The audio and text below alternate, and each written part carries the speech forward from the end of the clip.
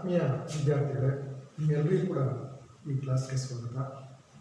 ನಾವು ಕಳೆದ ತರಗತಿಯಲ್ಲಿ 9ನೇ ತರಗತಿಯ ಚರಣೆ ಈ ಒಂದು ಘಟಕಕ್ಕೆ ಸಂಬಂಧಪಟ್ಟ ಹಾಗೆ ವೇಗಕಾಲ ಮತ್ತು ಸ್ಥಾನ ವೇಗ ಇವುಗಳಿಗೆ ಸಂಬಂಧಿಸಿರ್ತಕ್ಕಂಥ ಸಮೀಕರಣಗಳನ್ನು ನಕ್ಷೆಯ ರೂಪದಲ್ಲಿ ಯಾವ ರೀತಿ ಪ್ರತಿನಿಧಿಸ್ಬೋದು ಮತ್ತು ಇವುಗಳಿಗೆ ಸಂಬಂಧಪಟ್ಟ ಈ ಸಮೀಕರಣಗಳಿಗೆ ಸಂಬಂಧಪಟ್ಟಿರ್ತಕ್ಕಂಥ ಕೆಲವೊಂದು ಸಮಸ್ಯೆಗಳನ್ನು ವೇಗ, ವೇಗೋತ್ಕರ್ಷ, ಆರಂಭಿಕ ವೇಗ, ಅಂತಿಮ ವೇಗ ಇವುಗಳಿಗೆ ಸಂಬಂಧಪಟ್ಟಿರ್ತಕ್ಕಂಥ ಸಮಸ್ಯೆಗಳನ್ನು ತಿಳ್ಕೊಂಡಿದ್ದೀವಿ ಮಕ್ಕಳೇ.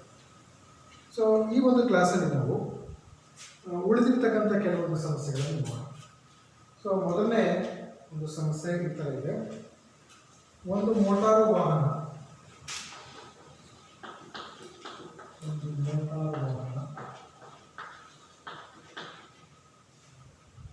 5 ನಿಮಿಷಗಳಲ್ಲಿ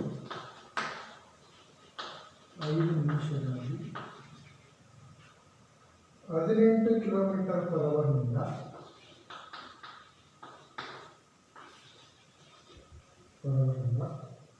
36 ಕಿಲೋಮೀಟರ್ ಪರ್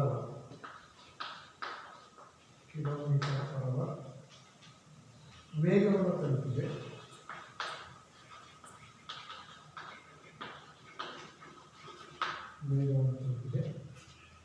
ಅದು ಏಕರೂಪ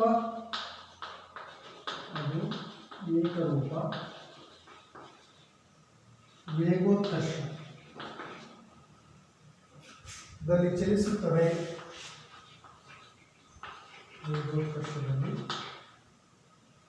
ಚಲಿಸುತ್ತದೆ. ವೇಗೋತ್ಕರ್ಷ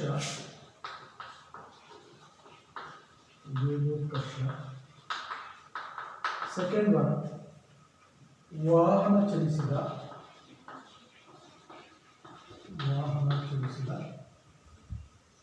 ದೂರವನ್ನು ಕಂಡುಹಿಡಿಯಿರಿ. ವಾಹನ ಚಲಿಸಿದ ದೂರ ಕಂಡುಹಿಡಿಯಿರಿ. ಓಕೆ. ಸೊ ಈಗ ನಾವು ಇದರಲ್ಲಿ ಏನು ಕೊಟ್ಟಿದ್ದಾರೆ,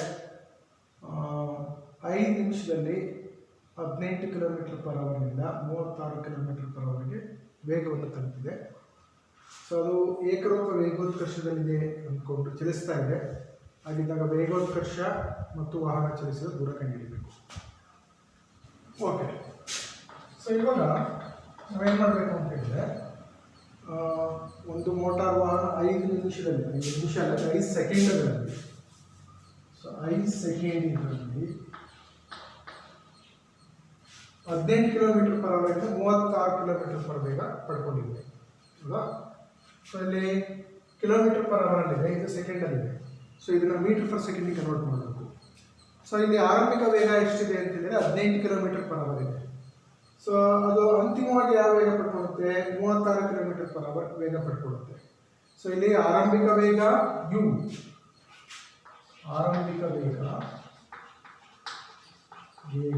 you is equal to 18 kilometre per hour. So ಇದನ್ನು ನಾವು ಕನ್ವರ್ಟ್ ಮಾಡಿದ್ರೆ 18 into 1 kilometre 1000 metre divided by 3600 second, 1 ಗಂಟೆಗೆ. ಸೊ ಇದೆಷ್ಟಾಗುತ್ತೆ, 18 ಎರಡಲೇ ಅಂತ ಹೇಳಿದರೆ 2 5 10 ಅಂದರೆ 5 ಮೀಟರ್ ಪರ್ ಸೆಕೆಂಡ್ ಆರಂಭಿಕ ವೇಗ ಆಗುತ್ತೆ. ಸೊ ಅದೇ ರೀತಿ ಅಂತಿಮ ವೇಗ ಎಷ್ಟು ಬರುತ್ತೆ, ಅಂತಿಮ ವೇಗ ವಿ ಇಸ್ ಈಕ್ವಲ್ ಟು ಎಷ್ಟಿದೆ, 36 ಕಿಲೋಮೀಟರ್ ಪರ್ ಅವರ್ ಇದೆ. ಅಂದರೆ 36 ಇಂಟು 1000 ಡಿವೈಡ್ ಬೈ 3600.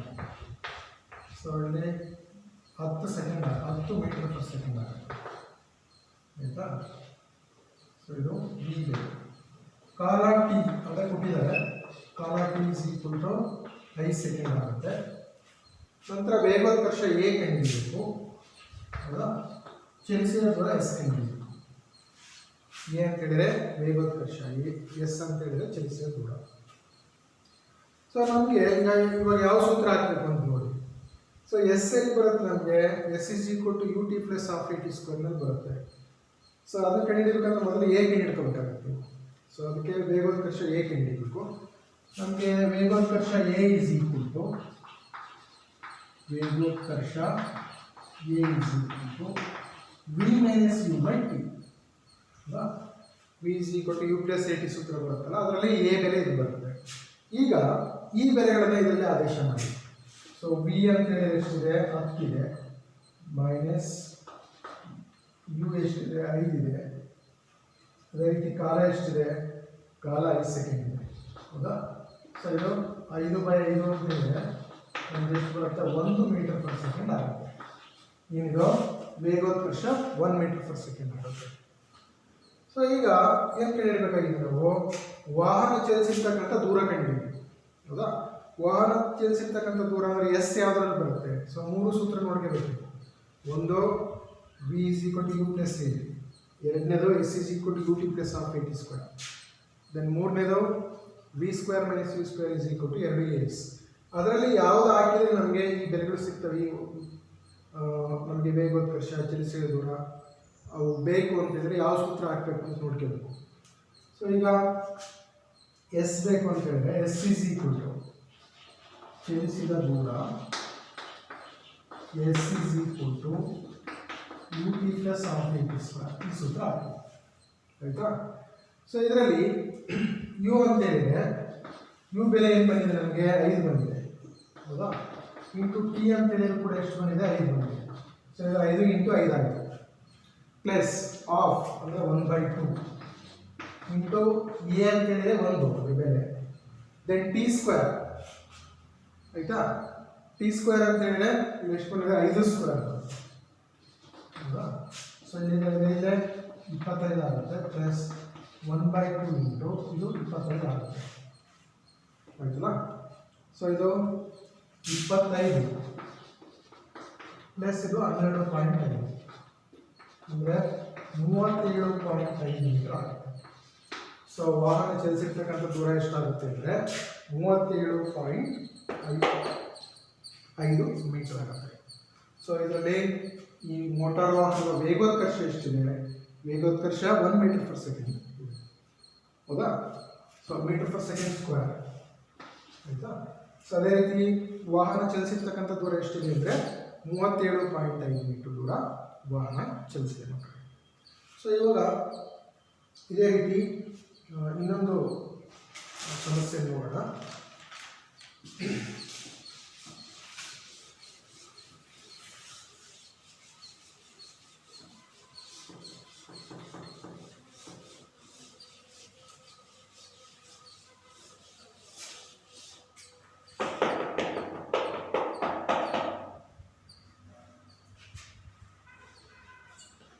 ಒಂದು ಮೋಟಾರ್ ವಾಹನ,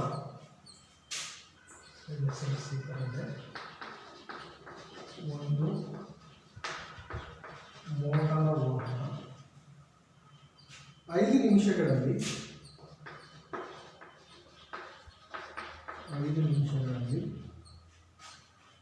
18 ಕಿಲೋಮೀಟರ್, ಒಂದು ಮೋಟಾರ್ ವಾಹನಕ್ಕೆ ತಡೆ ಹಾಕಿದಾಗ, ತಡೆ ಹಾಕಿದರೆ ಬ್ರೇಕ್, ತಡೆ ಹಾಕಿದಾಗ ಚಲನೆಯ ವಿರುದ್ಧ ದಿಕ್ಕಿನಲ್ಲಿ, ಚಲನೆಯ ವಿರುದ್ಧ ದಿಕ್ಕಿನಲ್ಲಿ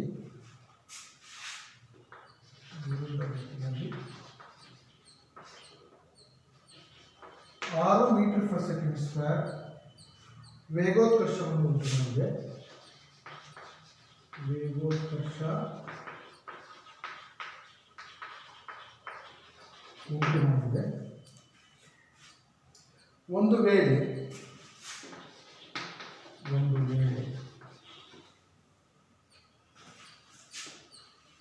ತಡೆ ಹಾಕಿದ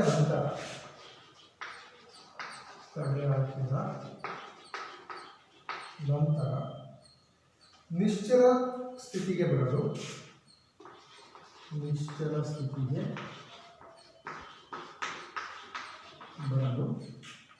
2 ಸೆಕೆಂಡ್ ತೆಗೆದುಕೊಂಡರೆ 2 ಸೆಕೆಂಡ್ ತೆಗೆದುಕೊಂಡರೆ ಈ ಅವಧಿಯಲ್ಲಿ ಈ ಅವಧಿಯಲ್ಲಿ ವಾಹನ ಚಲಿಸಿದ ದೂರವನ್ನು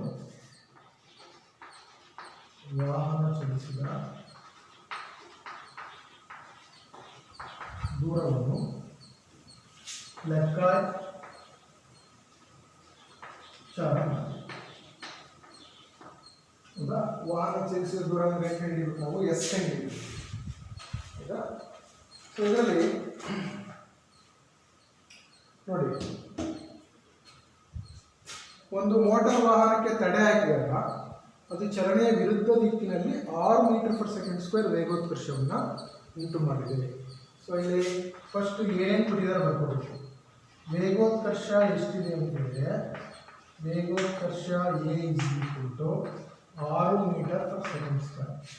ನೋಡಿ, ಇದು ಚಲನೆಯ ವಿರುದ್ಧ ದಿಕ್ಕಿನಲ್ಲಿ ಆಗಿರೋದ್ರಿಂದ ಸೊ ಅಲ್ಲಿ ಹೇಳೋದೇನು ಹೇಳ್ತಾರೆ, ಚಲನೆಯ ವಿರುದ್ಧ ದಿಕ್ಕಿನಲ್ಲಿ ಅಂತ. ಚಲನೆಯ ವಿರುದ್ಧ ದಿಕ್ಕಿನಲ್ಲಾದರೆ ವೇಗೋತ್ಕರ್ಷವನ್ನು ಯಾವ ವೇಗೋತ್ಕರ್ಷ ಆಗುತ್ತೆ, ಅದು ಋಣ ವೇಗೋತ್ಕರ್ಷ ಆಗುತ್ತೆ. ಸೊ ಅದರಿಂದ ನಾವೇನು ಬರ್ಕೋಬೇಕಿದೆ, -6 ಮೀಟರ್/ಸೆಕೆಂಡ್² ಬರ್ಕೋಬೇಕು. ನೆಕ್ಸ್ಟು ತಡೆ ಹಾಕಿದ ನಂತರ ನಿಶ್ಚಲ ಸ್ಥಿತಿಗೆ ಬರಲಿಕ್ಕೆ 2 ಸೆಕೆಂಡ್ ತೆಗೆದುಕೊಳ್ಳುತ್ತೆ. ಹೌದಾ? ಸೊ ಇಲ್ಲಿ ಅಂತಿಮ ವೇಗ ಏನಾಗುತ್ತಾಗ, ಅಂತಿಮ ವೇಗ v = 0 ಮೀಟರ್/ಸೆಕೆಂಡ್ ಆಗುತ್ತೆ. ಹೌದಾ? ಫೈನಲ್ ಆಗಿ ಅದು ಹೋಗ್ತಾ ಹೋಗ್ತಾ ಏನಾಗುತ್ತೆ, ಕೊನೆಗೆ ಸ್ಟಾಪ್ ಆಗೋದಕ್ಕೂ ನಿಶ್ಚಲ ಸ್ಥಿತಿ ಬರುತ್ತೆ. ಸೊ ಅಂತಿಮ ವೇಗ ಏನಾಗಿರುತ್ತೆ ಇಲ್ಲಿ ಅಂದರೆ 0 ಮೀಟರ್/ಸೆಕೆಂಡ್ ಆಗಿರುತ್ತೆ. ಕಾಲ ಎಷ್ಟು ತೆಗೆದುಕೊಳ್ಳುತ್ತೆ, ಕಾಲ t = 2 ಸೆಕೆಂಡ್. 2 ಸೆಕೆಂಡ್ ಕಾಲ ತೆಗೆದುಕೊಂಡಿದೆ. ಸೊ ಈಗ ಏನು ಕಂಡುಹಿಡಿಯಬೇಕು ಅಂತ ಹೇಳಿದ್ರೆ, ವಾಹನ ಚಲಿಸಿದ ದೂರ ಎಸ್ ಕಂಡುಹಿಡಿಯಬೇಕು. ಚಲಿಸಿದ ದೂರ ಎಸ್ ಕಂಡುಹಿಡಿಯಬೇಕು. ಆಯ್ತಾ? ನೋಡಿ, ಇಲ್ಲಿ ಎಸ್ ಕಂಡುಹಿಡಿಯಬೇಕು ಅಂದರೆ ನಮಗೆ ಸೂತ್ರದಲ್ಲಿ ಏನು ಬರುತ್ತೆ, s = ut + ½ ಒಂದು ಸಮೀಕರಣ ಬರುತ್ತೆ. ಅದರಲ್ಲಿ ಏನು ಬೇಕಾಗುತ್ತೆ, ನಮಗೆ ಯು ಬೆಲೆ ಬೇಕಾಗುತ್ತೆ, ಅಂದರೆ ಆರಂಭಿಕ ವೇಗ ಬೇಕಾಗುತ್ತೆ. ಸೊ ಆರಂಭಿಕ ವೇಗ ಗೊತ್ತಿದ್ದಾಗ ನಾವೇನು ಮಾಡ್ಬೋದು ಅಂತ ಹೇಳಿದ್ರೆ, ಚಲಿಸಿದ ದೂರ ಕಂಡುಹಿಡಿಯಬೇಕು. ಅಥವಾ v² - u² = 2as, ಅಲ್ಲೂ ಕೂಡ ಏನು ಕಂಡುಹಿಡಿಯಬಹುದು, ಏನು ಬೇಕು ನಮಗೆ, ಆರಂಭಿಕ ವೇಗ ಬೇಕು. ಸೊ ಇಲ್ಲಿ ಈ ಚಲಿಸಿದ ದೂರ ಬೇಕು ಅಂತ ಹೇಳಿದ್ರೆ ನಮ್ಗೆ ಏನು ಬೇಕಾಗುತ್ತೆ, ಆರಂಭಿಕ ವೇಗ ಯು ಬೆಲೆ ಬೇಕಾಗುತ್ತೆ. ಸೊ ಅದಕ್ಕೆ ನಾವು ಯಾವ ಸೂತ್ರ ಹಾಕ್ತೀವಿ, v = u + at ಸೂತ್ರ ಇರೋದ್ರಿಂದ ಈ ಸೂತ್ರ v = u + at ಸೂತ್ರ. ಸೊ ಇದರಲ್ಲಿ v ಅಂದರೆ ಎಷ್ಟಿದೆ, -6 ಇದೆ, = u ಪ್ಲಸ್ ಎ ಅಂತ ಹೇಳಿದರೆ, ಸರಿ, v ಬೆಲೆ 0 ಇದೆ, ಎ ಅಂತ ಹೇಳಿದರೆ -6 ಇಂಟು ಟಿ ಅಂತ ಹೇಳಿದರೆ 2 ಸೆಕೆಂಡ್. ಸೊ ಹಾಗಾಗಿ ಇದು 0 = u - 12 ಆಗುತ್ತೆ. u ಏನಾಗುತ್ತೆ ಅಂದರೆ 12 ಮೀಟರ್/ಸೆಕೆಂಡ್ ಆಗುತ್ತೆ. ಅಂದರೆ ಈ ಮೋಟಾರ್ ವಾಹನದ ಆರಂಭಿಕ ವೇಗ ಎಷ್ಟಿತ್ತು, 12 ಮೀಟರ್/ಸೆಕೆಂಡ್ ಇತ್ತು. ಹೌದಾ? ಸೊ ಅದಕ್ಕೆ 6 ಮೀಟರ್/ಸೆಕೆಂಡ್² ವೇಗೋತ್ಕರ್ಷವನ್ನು ಹಾಕಿ ಅದಕ್ಕೆ ಬ್ರೇಕ್ ಹಾಕಿದಾಗ ಫೈನಲ್ ಆಗಿ ಏನು ಬಂತು ಅಂದರೆ ಅದು ನಿಶ್ಚಲ ಸ್ಥಿತಿ ಬಂತು. ಹೌದಾ? 8 ಸೆಕೆಂಡಲ್ಲಿ 2 ಸೆಕೆಂಡಲ್ಲಿ. ಸೊ ಈಗ ಹಾಗಾದರೆ ಈಗ ಯಾವುದೋ ಒಂದು ಮೋಟಾರ್ ವಾಹನ 12 ಮೀಟರ್/ಸೆಕೆಂಡ್ ವೇಗದಲ್ಲಿ ಚಲಿಸ್ತಾ ಇದೆ. ಸೊ ಅದಕ್ಕೆ ನೀವು ಚಲನೆಯ ವಿರುದ್ಧ ದಿಕ್ಕಿನಲ್ಲಿ 6 ಮೀಟರ್/ಸೆಕೆಂಡ್² ವೇಗೋತ್ಕರ್ಷ ಹಾಕಿ ನೀವು ಅದಕ್ಕೆ ತಡೆ ಹಾಕಿದ್ರಿ ಅಂತ ಹೇಳಿದರೆ ಅದು 2 ಸೆಕೆಂಡಲ್ಲಿ ನಿಂತ್ಕೊಳ್ಳುತ್ತೆ. ಸೊ ಆ ಟೈಮಲ್ಲಿ ಅದು ಎಷ್ಟು ದೂರ ಚಲಿಸಿರುತ್ತೆ, ಆ ವಾಹನ ಚಲಿಸಿರ್ತಕ್ಕಂಥ ದೂರ ಎಸ್ ಕಂಡುಹಿಡಿಯಬೇಕು. ಸೊ ಎಸ್ ಹೇಗೆ ಕಂಡುಹಿಡಿಯೋದು, ನಾವು ಚಲಿಸಿದ ದೂರ ಎಸ್ ಕಂಡುಹಿಡಿಯೋದು ಹೇಗೆ ಅಂದರೆ ಸೂತ್ರ ಗೊತ್ತಿದೆ, s = ut + ½ at². ಸೊ ಇಲ್ಲಿ ಸೂತ್ರ ಹಾಕಿ, ut + ½ × a × t². So u ಅಂತ ಹೇಳಿದ್ರೆ 12 ಇಂಟು ಕಾಲ ಟಿ ಅಂತ ಹೇಳಿದ್ರೆ 2 ಸೆಕೆಂಡು ಪ್ಲಸ್ 1/2 ಇಂಟು ಎ ಅಂತ ಹೇಳಿದ್ರೆ -6 ಇಂಟು t² ಅಂದರೆ 2². ಹೌದಾ? ಸೊ ಇಲ್ಲಿ 2 ಕ್ಯಾನ್ಸಲ್ ಆಯಿತು, ಅದು -6 ಬರುತ್ತೆ. ಸೊ 24 ಮೈನಸ್ ಏನು ಬರುತ್ತೆ, 6 12 ಬರುತ್ತೆ. ಅಂದರೆ 24 12 ಬರುತ್ತೆ, 12 ಮೀಟರ್ ದೂರ ಚಲಿಸಿರುತ್ತೆ. ಹೌದಾ? ಸೊ ವಾಹನ ಚಲಿಸಿರ್ತಕ್ಕಂಥ ದೂರ ಎಷ್ಟು ಅಂತ ಹೇಳಿದ್ರೆ 12 ಮೀಟರ್. ಸೊ ಈಗ ಇದೇ ರೀತಿ ಇನ್ನೊಂದು ಸಮಸ್ಯೆಯನ್ನು, ಅಭ್ಯಾಸದಲ್ಲಿರ್ತಕ್ಕಂಥ ಸಮಸ್ಯೆಯನ್ನು ನೋಡೋಣ.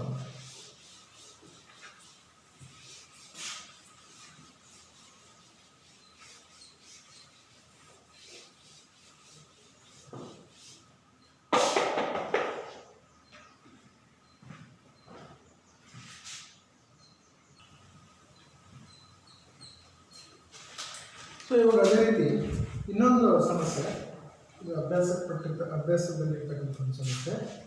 ಸೊ ಅದರ ಸಮಸ್ಯೆ ಈ ಥರ ಇದೆ. ರೇಸ್ ಕಾರ್ ಒಂದು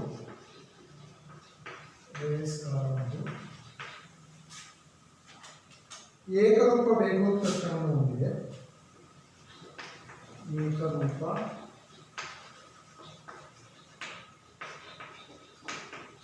ವೇಗೋತ್ಕರ್ಷವನ್ನು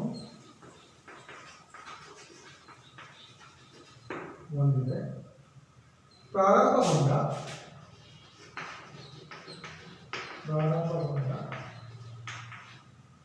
10 ನಿಮಿಷಗಳ ನಂತರ 10 ಸೆಕೆಂಡ್ಗಳ ನಂತರ 10 ಸೆಕೆಂಡ್ಗಳ ನಂತರ ಅದು ಕ್ರಮಿಸಿದ ದೂರವಿಷ್ಟು. ಅದು ಕ್ರಮಿಸಿದ ದೂರವಿಷ್ಟು. ಸೊ ಇದು 4 ಮೀಟರ್ ಪರ್ ಸೆಕೆಂಡ್ ಸ್ಕ್ವೇರ್ ಏಕರೂಪ ವೇಗೋತ್ಕರ್ಷ ಇರುತ್ತೆ. ಆಯಿತಾ? ಸೊ ಪ್ರಾರಂಭಗೊಂಡ 10 ಸೆಕೆಂಡ್ಗಳ ನಂತರ ಅದು ಚಲಿಸಿರ್ತಕ್ಕಂಥ ದೂರ ಎಷ್ಟು ಅಂತ ಕಂಡಿದ್ದೀವಿ. ಓಕೆ. ಸೊ ಇಲ್ಲಿ ಏನು ಕೊಟ್ಟಿದ್ದಾರೆ? ವೇಗೋತ್ಕರ್ಷ ಎ ಕೊಟ್ಟಿದ್ದಾರೆ. ಎ ಎಷ್ಟಿದೆ? 4 ಮೀಟರ್ ಪರ್ ಸೆಕೆಂಡ್ ಸ್ಕ್ವೇರ್. ಹೌದಾ? ಸೊ ಈಗ ಇಲ್ಲಿ ಆರಂಭಿಕ ವೇಗ ಏನಾಗಿರುತ್ತೆ ಅಂದರೆ, ಆರಂಭಿಕ ವೇಗ u = 0 ಆಗಿರುತ್ತೆ. ಹೌದಾ? ಏಕೆಂದರೆ ಅದು ಪ್ರಾರಂಭಗೊಂಡ 10 ಸೆಕೆಂಡ್ಗಳ ನಂತರ ಅಂತ ಹೇಳಿದೆ. ಅದು ಫಸ್ಟ್ ನಿಶ್ಚಲ ಸ್ಥಿತಿಯಲ್ಲಿರುತ್ತೆ. ಆರಂಭಿಕ ವೇಗ ನಾನು u ಹಾಕೊಂತೀನಿ. ಸೊ ಕಾಲ t ಏನಾಗಿರುತ್ತೆ ಅಂತ ಹೇಳಿದ್ರೆ 10 ಸೆಕೆಂಡ್ ಆಗಿರುತ್ತೆ. ಕಾಲ t 10 ಸೆಕೆಂಡ್ ಆಗಿರುತ್ತೆ. ಸೊ ಈಗ ಏನು ಕಂಡುಹಿಡಿಯಬೇಕು ನಾವು? ಕ್ರಮಿಸಿದ ದೂರ ಅಥವಾ ಚಲಿಸಿದ ದೂರ ಎಸ್ ಮೇಲೆ ಕಂಡುಹಿಡಿಯಬೇಕು. ಸೊ ಇದಕ್ಕೆ ನಾವು ಯಾವ ಸೂತ್ರ ಹಾಕಬೇಕು? S = ut + half at² ಸೂತ್ರ ಹಾಕಬೇಕು. ಸೊ ಈಗ ಇದರಲ್ಲೆಲ್ಲ ಬರ್ತವೆ. ಟಿ ಬೆಲೆ ಇದೆ, ಆಯಿತಾ? ಅದೇ ರೀತಿ ಯು ಬೆಲೆ ಗೊತ್ತಿದೆ, ಎ ಬೆಲೆ ಗೊತ್ತಿದೆ. ಸೊ ಇದಕ್ಕೆ ಯು ಅಂತ ಹೇಳಿದರೆ 0 ಇಂಟು ಟಿ ಅಂತ ಹೇಳಿದರೆ 10 ಪ್ಲಸ್ 1/2 ಇಂಟು ಎ ಅಂತ ಹೇಳಿದರೆ 4 ಇಂಟು ಟಿ ಸ್ಕ್ವೇರ್ ಅಂತ 10 ಸ್ಕ್ವೇರ್. ಹೌದಾ? ಸೊ ಇದು ಏನಾಗಿರುತ್ತೆ? 4 metre per second square. So into 10 second. So second ಇದು 10 ಸ್ಕ್ವೇರ್ ಆಗುತ್ತೆ. ಹೌದಾ? 10 ಸ್ಕ್ವೇರ್ ಸೆಕೆಂಡ್. ಓಕೆ. ಸೊ ಈಗ ಇದನ್ನ ಸಿಂಪ್ಲಿಫಿಕೇಶನ್ ಮಾಡಿದರೆ ಎಷ್ಟು ಬರುತ್ತೆ? 2ರಿಂದ 2 ಕ್ಯಾನ್ಸಲ್ ಆಗುತ್ತೆ. 2 4. ಸೊ 10 ಸ್ಕ್ವೇರ್ ಅಂತ ಹೇಳಿದ್ರೆ ಏನಾಗುತ್ತೆ? ಅದು 200 ಆಗುತ್ತೆ. ಹೌದಾ? ಸೊ 200 100 ಇಂಟು 2 200 ಮೀಟರ್ ಆಗುತ್ತೆ. ಸೊ ಇಲ್ಲಿ ಸೆಕೆಂಡ್ ಟು ದ ಪವರ್ -2. ಇಲ್ಲಿ 10 ಸ್ಕ್ವೇರ್ ಅಂದರೆ 10 second into 10 second square. 2 second cancel ಆಗುತ್ತೆ. ನಮಗೆ ಚಲಿಸಿದ ದೂರ ಎಷ್ಟು ಬರುತ್ತೆ ಅಂತ ಹೇಳಿದ್ರೆ 200 ಮೀಟರ್ ದೂರ ಚಲಿಸುತ್ತೆ.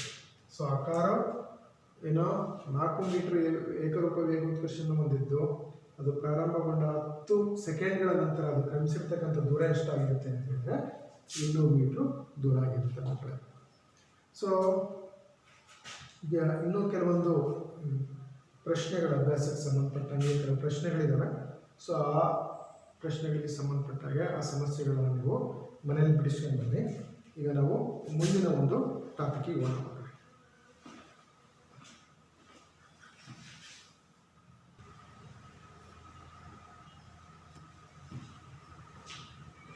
ಮಕ್ಕಳೇ, ಇದುವರೆಗೆ ನಾವು ಸರಳ ರೇಖಾಚರಣೆ ಬಗ್ಗೆ ನಾವು ತಿಳ್ಕೊಂಡಿದ್ವಿ. ಸೊ ಈಗ ವೃತ್ತೀಯ ಚಲನೆ ಅಂದರೆ ಏನು ಅಂತ ನೋಡಿ. ಏಕರೂಪ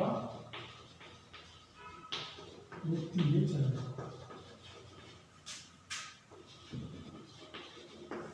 ಏಕರೂಪ ವೃತ್ತೀಯ ಚಲನೆ ನೋಡಿ.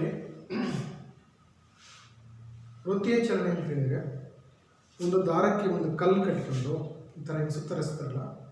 ಸೊ ಆ ಕಲ್ಲು ಯಾವ ಆಕಾರದಲ್ಲಿ ಸುತ್ತರಿರುತ್ತೆ? ವೃತ್ತೀಯವಾಗಿ ಸುತ್ತರಿತಿರುತ್ತೆ. ಸೊ ಅದನ್ನು ನಾವು ವೃತ್ತೀಯ ಚಲನೆ ಅಂತ ಕರಿತೀವಿ. ಸೊ ಇಲ್ಲಿ ಕಾಯವೊಂದರ ವೇಗದಲ್ಲಿ ಬದಲಾವಣೆ ಆದಾಗ ನಾವು ಅದು ವೇಗೋತ್ಕರ್ಷ ಹೊಂದಿದೆ ಅಂತ ಹೇಳ್ತೀವಿ. ಈಗ ವೇಗದಲ್ಲಿ ಆಗುವ ಬದಲಾವಣೆಯು ಯಾವುದನ್ನು ಅವಲಂಬಿಸಿರುತ್ತೆ ಅಂತ ಹೇಳಿದರೆ ಅದರ ಪರಿಣಾಮ ಅಥವಾ ಚಲನೆಯ ದಿಕ್ಕನ್ನು ಅವಲಂಬಿಸಿರುತ್ತೆ. ಅಂದರೆ ನೀವು ಈ ಥರ ವೇಗ ಹೋಗ್ಬೇಕಾದ್ರೆ ಅದರ ದಿಕ್ಕು ಕೂಡ ಇಂಪಾರ್ಟೆಂಟ್ ಆಗುತ್ತೆ. ಒಂದೇ ಸರಿ ಅದು ಆ ಚಲನೆಯ ದಿಕ್ಕನ್ನು ಬದಲಾಯಿಸ್ಕೊಳ್ತು ಅಂತ ಹೇಳಿದರೆ ಅದರ ವೇಗ ಏನಾಗುತ್ತೆ, ಕಡಿಮೆ ಆಗುತ್ತೆ. ದಿಕ್ಕು ಬದಲಾದಾಗ ವೇಗ ಕೂಡ ಏನಾಗುತ್ತೆ, ಕಡಿಮೆ ಆಗುತ್ತೆ. ಸೊ ಇಲ್ಲಿ ಚಲನೆಯ ದಿಕ್ಕಿನಲ್ಲಿ ಮಾತ್ರ ಬದಲಾವಣೆ ಹೊಂದಿ ಅದರ ಒಂದು ಕಾಯ ಅದರ ವೇಗದ ಪರಿಮಾಣದಲ್ಲಿ ಬದಲಾವಣೆ ಆಗಿಲ್ಲ ಅಂತ ಒಂದು ನಿದರ್ಶನವನ್ನು ನಮಗೆ ಕೊಡಲಿಕ್ಕಾಗಲ್ಲ. ಈಗ ಫಾರ್ ಎಕ್ಸಾಂಪಲ್ ಒಬ್ಬ ಓಟಗಾರ ಒಂದು ಆಯತಾಕಾರದ ಪಥದಲ್ಲಿ ಅವನು ಓಡ್ತಾ ಇದ್ದಾನೆ ಅಂತ ತಿಳ್ಕೊಳ್ಳಿ. ಸೊ ಇದು ಒಂದು ಆಯತಾಕಾರದ ಪಥ, ಹೌದಾ? ಎ ಬಿ ಸಿ ಡಿ ಈ ರೀತಿ ಪಥ ಇದೆ, ಆಯತಾಕಾರದಲ್ಲಿ ಆ ಪಥ ಇದೆ. ಸೊ ಆ ಓಟಗಾರ ಈ ಒಂದು ಪಥದಲ್ಲಿ ಓಡಬೇಕಾದ್ರೆ, ಹೌದಾ, ಇಲ್ಲಿ ನೇರ ಭಾಗಗಳಾಗಿರ್ತಕ್ಕಂಥ A B, B C, C D ಮತ್ತು ಡಿ ಎ. ಸೊ ಇದರಲ್ಲಿ ಅವನು ಈ ಪಥಗಳಲ್ಲಿ ಚಲಿಸ್ತಾ ಇರಬೇಕಾದ್ರೆ ಅವನು ಪಥದಲ್ಲಿ ಉಳಿಬೇಕು ಅಂತ ಹೇಳಿದೆ, ಹೌದಾ? ಅವನು ಏಕರೂಪ ವೇಗೋತ್ಕರ್ಷದಲ್ಲಿ ಒಟ್ಟಿಗೆ ಈ ಪಥದಲ್ಲಿ ಓಡ್ತಾ ಇದ್ದಾಗ ಆ ಪಥದಲ್ಲಿ ಅವನು ಉಳಿಬೇಕು ಅಂತ ಹೇಳಿದರೆ ಅವನು 4 ಬಾರಿ ತನ್ನ ದಿಕ್ಕನ್ನು ಬದಲಾಯಿಸಬೇಕಾಗುತ್ತೆ. ನೋಡಿ, ಎ ಇಂದ ಡಿಗೆ ಬರ್ತಾನೆ. ಸೊ ಇಲ್ಲಿ ಮತ್ತೆ ದಿಕ್ಕು ಬದಲಾವಣೆ ಆಗುತ್ತೆ. ಸೊ ಅವಾಗ ಏನಾಗುತ್ತೆ, ವೇಗ ಕಡಿಮೆ ಆಗುತ್ತೆ. ನೆಕ್ಸ್ಟ್ ಬಿ ಇಂದ ಸಿಗೆ ಬರ್ತಾನೆ, ಮತ್ತೆ ಇಲ್ಲಿ ಪಥ ಬದಲಾಯಿಸಬೇಕು. ಮತ್ತೆ ಸಿ ಇಂದ ಡಿಗೆ ಹೋಗ್ತಾನೆ, ಇಲ್ಲೊಂದ್ಸರಿ ಬದಲಾಯಿಸ್ಕೋಬೇಕು. ಮತ್ತೆ ಡಿ ಇಂದ ಎ ಹೋಗ್ಬೇಕಾದ್ರೆ ಒಂದ್ಸರಿ ಬದಲಾಯಿಸ್ಕೋಬೇಕು. ಅಂದರೆ ನಮಗೆ ಆಯತಾಕಾರ ಪಥದಲ್ಲಿ ಅವನು ಆ ಪಥದಲ್ಲಿ ಉಳಿಬೇಕು ಅಂತ ಹೇಳಿದರೆ ಆ ಓಟಗಾರ 4 ಬಾರಿ ತನ್ನ ಪಥವನ್ನು ಬದಲಾಯಿಸ್ಕೋಬೇಕು. ಸೊ ಅದೇ ರೀತಿ ಷಡ್ಭುಜಾಕೃತಿಯಲ್ಲಿ ಒಂದು ಪಥ ಇತ್ತು ಅಂತ ತಿಳ್ಕೊಳ್ಳಿ. ಷಡ್ಭುಜಾಕೃತಿ ಅಂದರೆ 6 ಭಾವಗಳಿರ್ತಕ್ಕಂಥ ಆಕೃತಿ, ಅಲ್ವಾ? ಸೊ ಇದರಲ್ಲಿ ಈ ಥರ ಒಂದು ಷಡ್ಭುಜಾಕೃತಿ ಇದೆ, ಹೌದಾ? ಸೊ ಇದು A B C D E F. ಓಟಗಾರ ಓಡ್ತಾ ಇದ್ದಾರೆ ಈ ಥರ ಷಡ್ಭುಜಾಕೃತಿ ಪಥದಲ್ಲಿ ಇರ್ತಿದ್ರೆ ಇಲ್ಲಿ ಎಷ್ಟು ಬಾರಿ ಬದಲಾಯಿಸ್ಕೋಬೇಕಾದ ದಿಕ್ಕನ್ನು ನೋಡಿ, 6 ಬಾರಿ ಬದಲಾಯಿಸ್ಕೋಬೇಕು. ನೋಡಿ, ಇಲ್ಲಿ ಬಂದಾಗ 1 ಸಾರಿ, 2 ಸಾರಿ, 3 ಸಾರಿ, 4 ಸಾರಿ, 5 ಸಾರಿ, 6 ಸಾರಿ. ಸೊ ನೆಕ್ಸ್ಟು ಇದನ್ನೇ ಷಡ್ಭುಜಾಕೃತಿ ಇದೆ, ಹೌದಾ? ಇದನ್ನೇ ನಾನು ಅಷ್ಟಭುಜಾಕೃತಿ ಮಾಡಿದೆ. ಸೊ ಈ ಥರ ಅಷ್ಟಭುಜಾಕೃತಿ ಮಾಡ್ತಾ ಇದ್ದೀನಿ.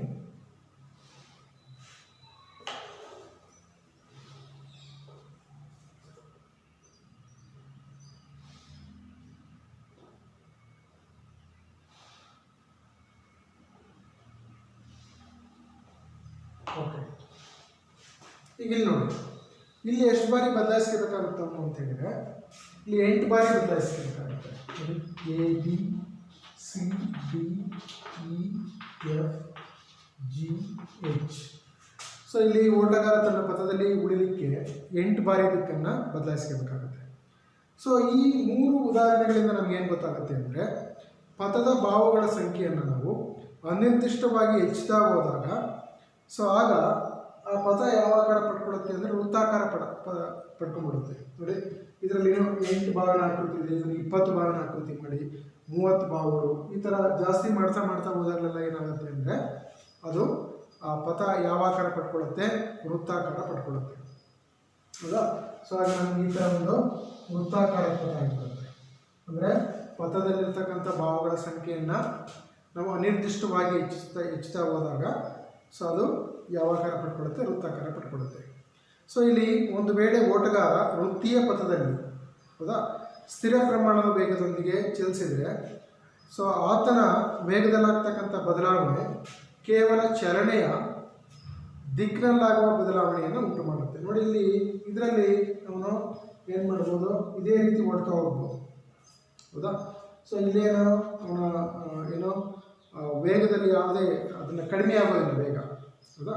ಸೊ ಇಲ್ಲಿ ದಿಕ್ಕು ಮಾತ್ರ ಇರುತ್ತೆ ಅಷ್ಟೇ, ವೇಗದ ಪ್ರಮಾಣದಲ್ಲಿ ಕಡಿಮೆ ಆಗಲ್ಲ, ಜಾಸ್ತಿ ಮಾಡ್ತಾ ಹೋಗ್ಬೋದು, ಹೌದಾ? ಸೊ ಇದು ವೃತ್ತಾಕಾರದ ಪಥ ಅಂತ ಕರಿತೀವಿ ಇದನ್ನು. ಅದರಿಂದ ಇಲ್ಲಿ ಓಟಗಾರ ವೃತ್ತೀಯ ಪಥದಲ್ಲಿನ ಚಲನೆಯು ಚಲನೆಯ ಇದೇ ಎಕ್ಸಾಂಪಲ್ ಯಾವುದನ್ನು ಕೊಡ್ತೀವಿ ನಾವು, ಒಂದು ದಾರದಲ್ಲಿ ಕಲ್ಲು ಹಿಡ್ಕೊಂಡು ಈ ಥರ ಸುತ್ತರಿತಾ ಹೋದರೆ ಅದು ಯಾವ ಪಥ ಆಗುತ್ತೆ, ವೃತ್ತಾಕಾರದ ಪಥ ಆಗುತ್ತೆ. ಸೊ ನೀವು ಹಿಂಗೆ ತಿರುಗಿಸ್ತಾ ಅದರ ವೇಗ ಕೂಡ ಏನಾಗುತ್ತೆ ಅಂತ ಹೇಳಿದ್ರೆ ಜಾಸ್ತಿ ಆಗ್ತಾ ಹೋಗುತ್ತೆ. ಈಗ ಸಪೋಸ್ ಇದು ಒಂದು ವೃತ್ತಾಕಾರದ ಪಥ ಇದೆ ಅಂತ ತಿಳ್ಕೊಳ್ಳಿ, ಇದರ ತ್ರಿಜ್ಯ R ಇದೆ ಅಂತ ತಿಳ್ಕೊಳ್ಳಿ, ಹೌದಾ? ಇದರ ತ್ರಿಜ್ಯ R ಇದೆ. ಸೊ ಒಬ್ಬ ಓಟಗಾರ ಈಗ ಈ ಪಾಯಿಂಟಿಂದ ಸ್ಟಾರ್ಟ್ ಮಾಡಿ ಮತ್ತು ಈ ಪಾಯಿಂಟ್ಗೆ ಬಂದವನು ನಿಂತ ಅಂತ ಹೇಳಿದರೆ ಅವನು ಚಲಿಸಿರ್ತಕ್ಕಂಥ ದೂರ ಏನಾಗಿರುತ್ತೆ ಅಂತ ಹೇಳಿದ್ರೆ 2πr ಆಗಿರುತ್ತೆ. ಏಕೆಂದರೆ ಸೊ ಇದು ಯಾವುದಕ್ಕೆ ಸಮನಾಗಿರುತ್ತೆ, ಈಗ ಅವನು ಒಂದು ಸಾರಿ ಓಡದೆ ಇಲ್ಲಿಗೆ ಅಂತ ಹೇಳಿದರೆ ಅದು ವೃತ್ತದ ಪರಿಧಿಗೆ ಸಮನಾಗಿರುತ್ತೆ. ವೃತ್ತದ ಪರಿಧಿ ಕಂಡುಹಿಡಿಯೋ ಸೂತ್ರ ಏನು, 2πr. ಸೊ ಅಲ್ಲಿ ನಮಗೆ ವೇಗ v ಏನಾಗುತ್ತೆ ಅಂದರೆ ಚಲಿಸಿದ ದೂರ ಬೈ ಕಾಲ. ಚಲಿಸಿದ ದೂರ ಯಾವುದು, 2πr, ಹೌದಾ? ಕಾಲ ಯಾವುದು, t. ಸೊ t ಸೆಕೆಂಡಲ್ಲಿ ವೇಗ ಏನಾಗಿರುತ್ತೆ ಅಂತಂದರೆ 2πr/r ಆಗಿರುತ್ತೆ. ಅದರಿಂದ ಒಂದು ಕಾಯ ವೃತ್ತಾಕಾರದಲ್ಲಿ ಏಕರೂಪ ಜವದಿಂದ ಚಲಿಸ್ತಾ ಇದ್ದರನ್ನು ಏಕರೂಪ ವೃತ್ತೀಯ ಚಲನೆಯನ್ನು ಹೊಂದಿರ್ತಾನೆ ಆ ಆಟಗಾರ. ಅರ್ಥ ಆಗ್ತಿದ್ದಿಲ್ಲ? ಸೊ ಇದನ್ನು ನಾವೇನಂತ ಕರಿತೀವಿ, ಏಕರೂಪ ವೃತ್ತೀಯ ಚಲನೆ ಅಂತ ಕರಿತೀವಿ. ನೋಡಿ, ಇದರಲ್ಲಿ ನಾವು ಮುಖ್ಯವಾಗಿ 2 ರೀತಿ ಚಲನೆ ಬಗ್ಗೆ ನಾವು ಡಿಸ್ಕಸ್ ಮಾಡಿದ್ವಿ. ಒಂದು ಸರಳ ರೇಖಾ ಚಲನೆ, ಇನ್ನೊಂದು ವೃತ್ತೀಯ ಚಲನೆ, ಹೌದಾ? ಸೊ ಇಲ್ಲಿಗೆ ಈ ಒಂದು ಅಧ್ಯಾಯ ಕಂಪ್ಲೀಟ್ ಆಗಿದೆ. ನೀವು ಅಭ್ಯಾಸದಲ್ಲಿರ್ತಕ್ಕಂಥ ಕೆಲವು ಪ್ರಶ್ನೆಗಳು ಮತ್ತು ಸಮಸ್ಯೆಗಳನ್ನು ನೀವು ಮಾಡ್ಕೊಂಡು ಬನ್ನಿ. ಸೊ ಮುಂದಿನ ಒಂದು ಕ್ಲಾಸಲ್ಲಿ ಭೇಟಿಯಾಗೋಣ. Thank you.